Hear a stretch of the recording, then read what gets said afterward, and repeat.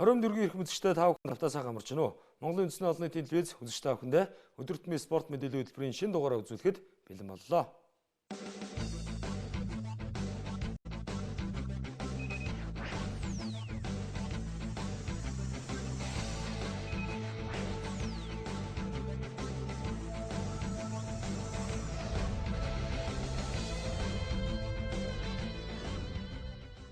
Америкийн нэгдсэн улсын Порт Бенни хотноо буудлын спортын дэлхийн цомын аврагчлуулах тэмцээн үргэлжлэн явагдаж байна.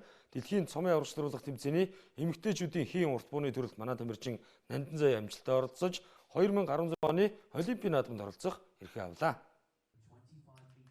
Америкийн нэгдсэн улсын Порт Беннинд үргэлжлэн явагдаж байгаа буудлын спортын дэлхийн цомын аврагчлуулах тэмцээнд Монгол улсын тамирчид амжилттай оролцсоор байна.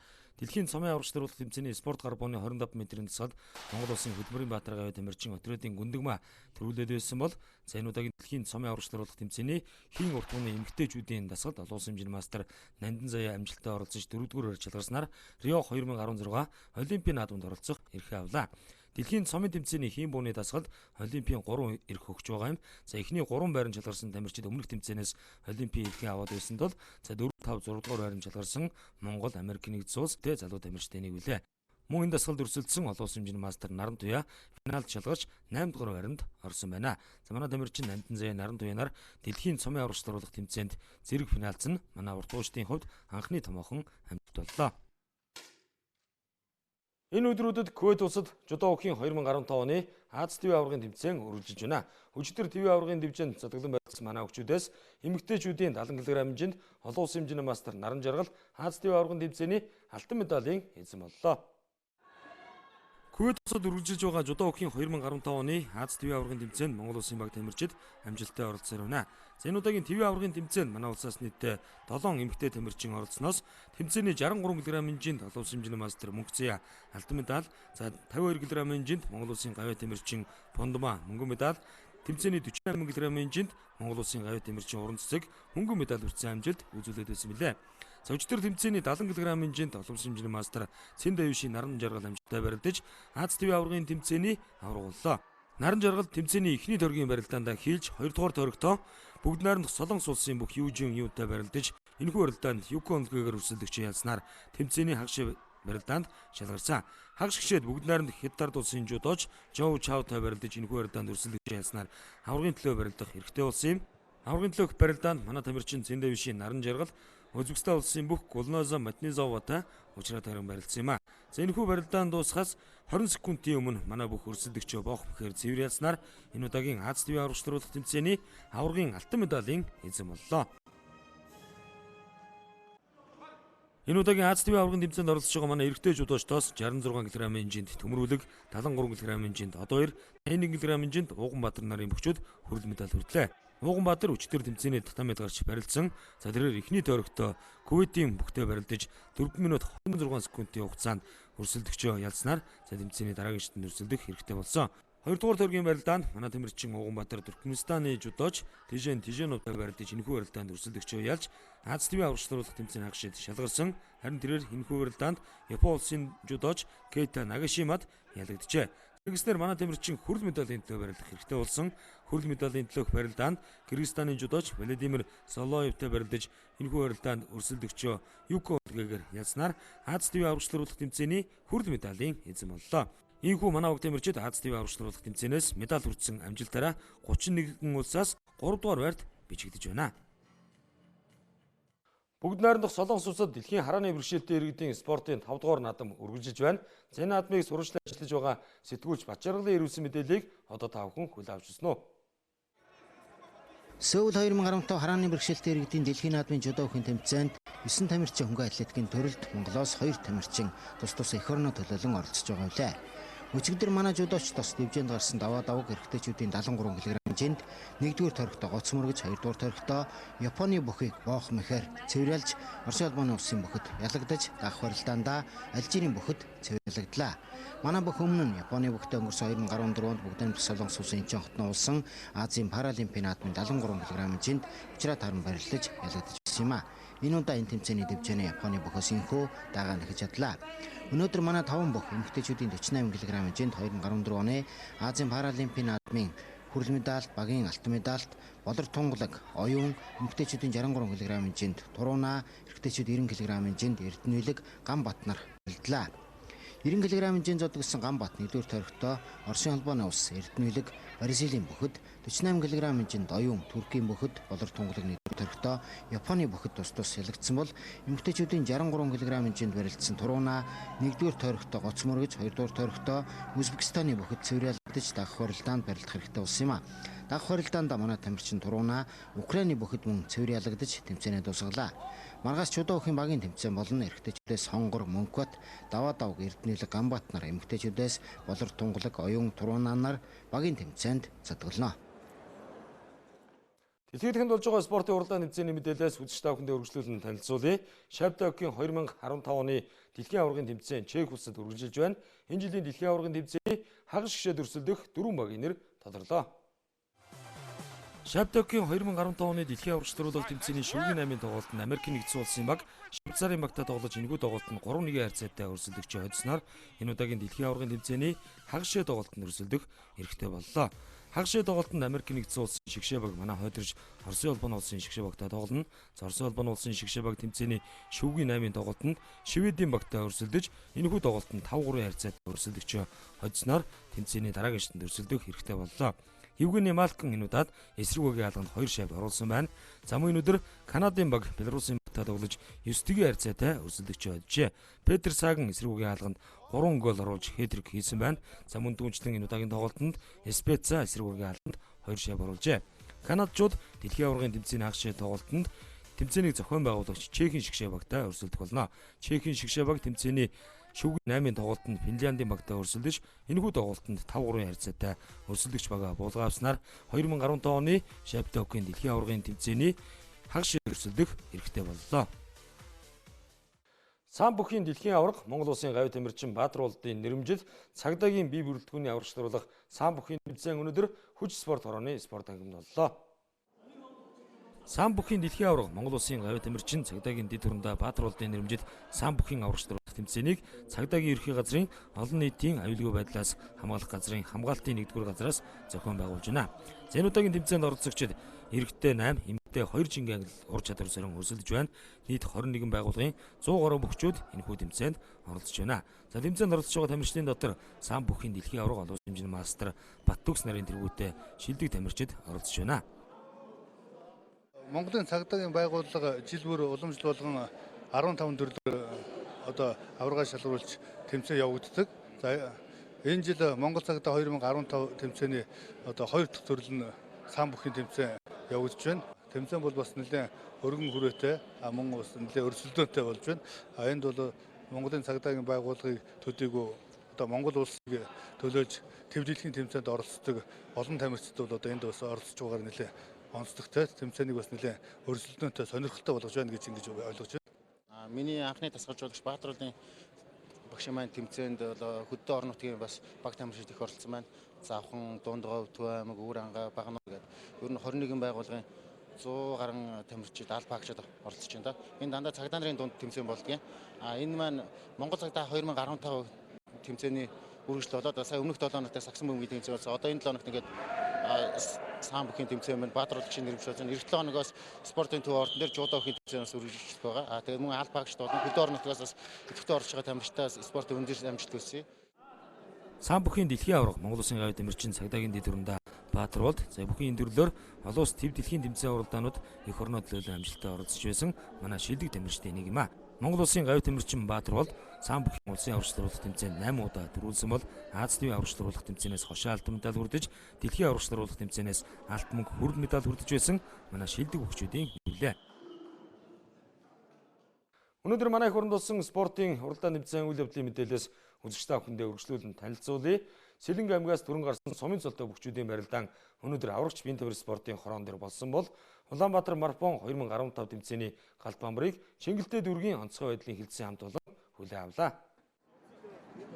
Нийслэлийн засаг даргын хамгийн газраас Найрсаг Улаанбаатар хөтөлбөрийн хүрээнд Улаанбаатар марафон 2015 тэмцээнийг эх 6 дугаар сарын 6-ны өдөр зохион байгуулахар болсон билээ.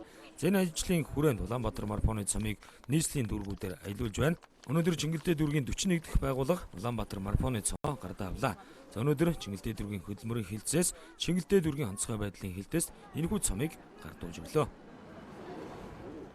Чингэлтэй дүүргийн хэмжээнд бол нийт 41 байгууллагын одоогийн байдлаар яг сайтанд нь бол 400 гаруй иргэд оролцохоор бүртгүүлсэн байна. Яг албан бус тоогоор бол анкета өгсөн бол одоогийн байдлаар 700 орчим. Тэрийг бид бүгд шивж оруулна.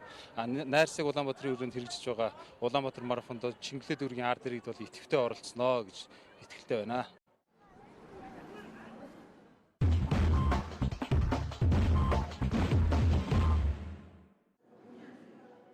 Өнөөдөр Сэлэнг аймгаас төрөн гарсан сумын цолтой бүгчүүдийн барилдаан онцгой байдлын ерөнхий газрын аврагч биеийн тамир спорт хорооны зааланд боллоо. Сүүлийн жилүүдэд Сэлэнг нутгаас үндэсний бүхий зүлэг ногоон дэвшинэ олон хүчтнүүд төрөн гарсан билээ. Тухайлбал Монгол улсын авраг Гунаажвын Эрхэнбаяр, Монгол улсын харцаг Өсрөөдөгөөд олон хүчтнүүд Сэлэнг нутгаад төлөөлөн барилдаж байна. Эдгээр бүгчүүдийнхэн залгам чалааг бэлтгэх зорилгоор Сэлэнг аймгийн засаг даргын тамгын газар Сэлэнг аймгийн үндэсний бүхий холбооноос хамтран энэ жилээс эхлэн анх удаага сар бүр Сэлэнг аймгийн сумын цолтой бүгчүүдийн донд цуврал барилдааныг зохион байгуулахаар шийдвэрлэжээ. Ер нь бол манай Сэлэнг аймгаас олон сайхан алдар цолтой бүгчүүд төрж гарч байгаа. Тэднийхээ залгамж чалааг бэлтгэх зорилгоор сум орон нутаг маань, аймгийн удирдлагууд маань одоо энэ төрийн түшээд нар манаас дэмжих зорилготой ийм барилдаан зохион байгуулж байна да. Баяр наадам ойртсон энэ өдрүүдэд энэхүү барилдаан Сэлэнг аймгийн сумын цолтой бүгчүүдийн хувьд бэлтгэл сургуулийг сорьсон ихээхэн ач холбогдолтой барилдаан болж байна гэж зохион байгуулагчид дүгнэн үзэж байлаа. Энэ удаагийн барилдаанд сумын цолтой нийт 48 бүх урам нэхийг уралдуулан барилдлаа. Удахгүй манай хөрөнд болох спортын уралдаан тэмцээний мэдээлэлээс үзэгч та бүхэнд танилцуулъя. Монголын сум өх холбооноос 2015 оны насан туршидын улсын аваргын тэмцээнийг энэ сарын 23-24-ний өдрүүдэд зохион байгуулахар болжээ. Монголын сум өх холбооноос энэ он гарсаар хэд хэдэн томоохон уралдаан тэмцээнийг амжилттай зохион байгуулсан. Саяхан гэхэд GCI-д олон улсын байгууллагатай хамтран өсвөрийн сумочдын дунд Бампако сумо тэмцээнийг зохион байгуулсан билээ. Тэгвэл энэ сарын 24-ний өдөр Монголын сум өх холбооноос 2015 оны насан туршидын улсын аварга сургуулах тэмцээнийг зохион байгуулахар боллоо. Монгол улсад сум өхийг сурчин дэлгэрүүлэх, сум өхөр чилэгчдийн цар хүрээг нэмэгдүүлэх зорилготой энэ удаагийн улсын аварга сургуулах тэмцээн эрэгтэй эмэгтэй гэсэн хоёр ангиллаар болно. Эрэгтэйчүүдийн ангиллалд оролцох сумочид хасах 85, хасах 115, нэмэх 115, үнэмлэхүү өгсөн 4 жингийн ангиллалд барилдах бол эмэгтэйчүүд хасах 65, хасах 80, нэмэх 80, үнэмлэхүү өгсөн 4 жингийн ангиллалд барилдаж 2015 оны сум өхийн насан туршидын Монгол улсын аваргууд тодорхойно. Энэ тэмцээнд дууссан дараа эргээд багуудын тэмцээн гэж одоо холбооны цом буюу Хөгшөөд зангийн нэрэмжтгсэн тэмцээнийг зохион байгуулахаар болсон. Энэ бол юу гэвэл одоо аймагуудаас одоо тамирчид маань ирж хоорондоо одоо ингэж баг болж барилдана. Эмэгтэй одоо 2, эрэгтэй 3 хүн ингээд 5 хүнээр одоо тамирчид маань оролцож барилдана. Эндээс төрүүлсэн одоо багнаас машины шагналтай ийм одоо том одоо шагналтай тэмцээнүүд явагдаж байгаа. Тэгээ энэ жил маш олон тэмцээн байгаа. Яагаад ийм олон тэмцээн сүүлүүд ингэж зохиогоод байна вэ гэвэл эргээд одоо 16 оны дэлхийн аварга шалралт тэмцээнийг Монгол улсад зохион байгуулахар болсон. Монгол улс зохион байгуулахар болсон учраас биднээс наадлын бэлтгэл ажлын өндөр шагналтай тэгээ олон ийм шатараас нь тэмцээнүүд зохион байгуулж иж бас Монголдоо болох энэ сумогийн дэлхийн аварга тэмцээнд бас Монгол хүүхдүүд маань, Монгол тамирчид маань амжилттай оролцож бас аваргыг одоо алтан медалийг зөөх боломж нь нээгдэж байгаа болов уу гэж бас бид нар харж байна. За мөн Монголын сум өхийн холбооноос энэ сарын 23-ны өдөр өсвөрийн сумочдын дунд нээлттэй тэмцээнийг зохион байгуулахар болсон байна.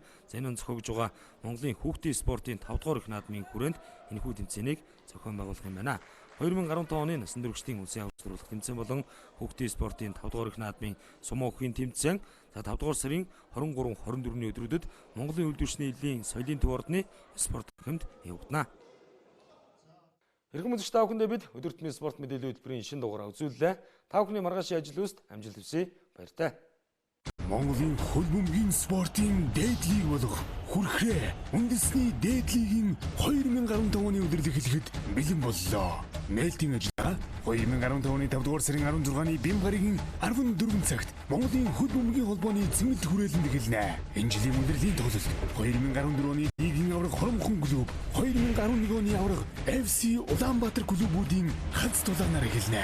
Нийт хөлбөмбөг сонирхож үзэгч дэмжигч фэнүүд та бүхнийг хүртэн эрхийг урьж байна. Ирсэн үзэгчдийн дундаас азтан шалгаруулж ерөнхий ивэнтдэгчийн гарын бэлгээр шагнана. Монголын хөл бөмбөгийн холбооны хүрхрээ үндэсний дээдлийг.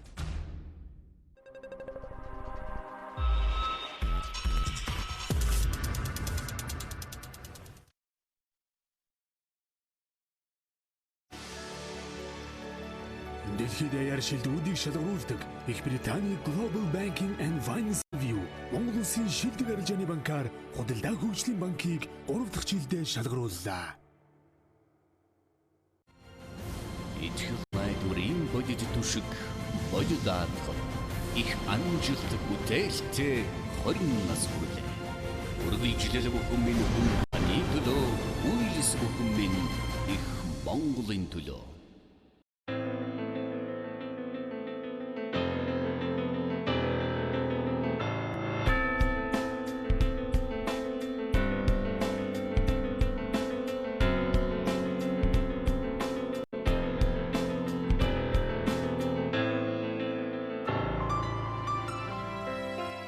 Таны бизнесийн маргааныг эвлэрүүлэн зурчлах аргаар түргэн шуурхай шийдвэрлэхэд бид туслана.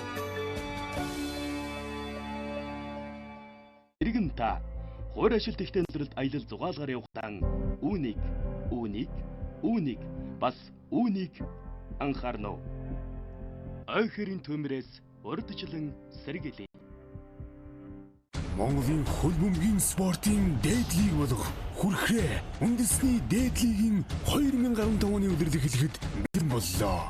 Нээлтийн ажиллагаа 2015 оны 5 дугаар сарын 16-ны бям гарагийн 14 цагт Монголын хөл бөмбөгийн холбооны цэмэлт хүрээлэнд эхэлнэ. Энэ жилийн өндөрлөлийн тоглолт 2014 оны лигийн авраг Хоромхон клуб, 2011 оны авраг FC Улаанбаатар клубүүдийн ганц тулаанаар эхэлнэ. Нийт хөлбөмбөг сонирхож үзэгч дэмжигч фэнүүд та бүхнийг хүртэн эрхийг урьж байна. Ирсэн үзэгчдийн дундаас азтан шалгаруулж ерөнхий ивэнтдэгчийн гарын бэлгээр шагнана. Монголын хөл бөмбөгийн холбооны хүрхрээ үндэсний дээдлийг.